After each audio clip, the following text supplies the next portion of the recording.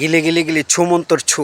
জাদুটোনা আমাদের সকলের দিকেই প্রভাব ফেলে এবং জাদুটোনা হচ্ছে এমন একটা জিনিস, যেই জিনিসটা মানুষের উপরে প্রভাব ফেলে, তবে কিছু মানুষের উপরে প্রভাব ফেলে, কিছু মানুষের উপরে প্রভাব ফেলে না। কাদের উপরে প্রভাব ফেলে, কাদের উপরে প্রভাব ফেলে না, সেই বিষয়টা জানতে ভিডিওটা সম্পূর্ণ দেখুন।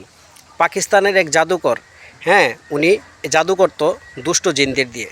তো উনি যখন জাদু করার জন্য ওই জিনদেরকে পাঠানো হতো, ওই জিনেরা এসে বলতো অমুককে দেখছে না, অমুককে দেখছে, মানে একজনকে দেখা পাইছে আরেকজনকে দেখে পাইছে না, কিন্তু দুজনেই কিন্তু ঘরে ছিল। তাহলে একজনকে দেখলো আরেকজনকে কেন দেখলো না?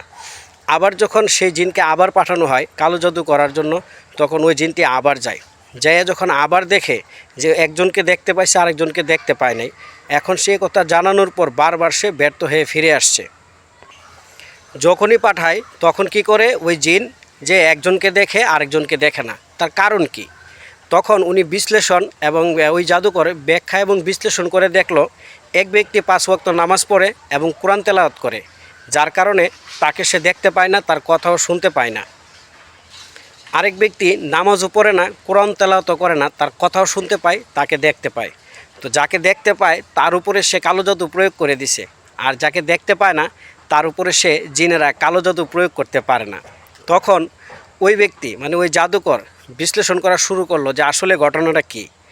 তখন গিয়ে জানতে পারলো যে পবিত্র কোরআনের মধ্যে একটা আয়াতে বলা আছে যে তুমি তোমার লক্ষাধিক বাহিনী নিয়েও যদি তুমি তাকে আক্রমণ করার চেষ্টা করো, আর আমি আল্লাহ যদি তাকে হেফাজত করি, তাহলে তুমি তার কোনো ক্ষতি করতে পারবে না।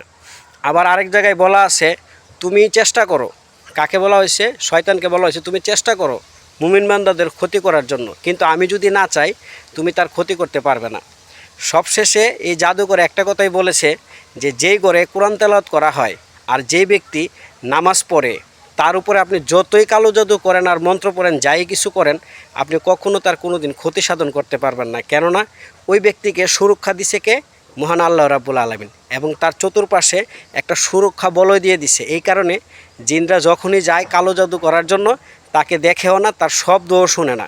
এই কারণে তার উপরে কালো জাদুর প্রয়োগ হয় না। আর যার উপরে কালো জাদুর প্রয়োগ হয় ওই ব্যক্তিকে আল্লাহ তাআলা সুরক্ষা দেয় না, সুরক্ষা বলয় তার পাশে নাই, কারণ সে নামাজও পড়ে না এবং ঘরে কোরআন তেলাওয়াতও করে না। সবশেষে জাদুঘর এই কথাই বলেছে যদি কোনো অশুভ শক্তি, জাদু টোনা বান থেকে যদি আপনি রক্ষা পেতে চান, তাহলে অবশ্যই ওই ঘরে সবসময় নামাজ পড়া, কোরআন তেলাওয়াত করা এবং আল্লাহ তাআলার জিকির করতে বলা হয়েছে।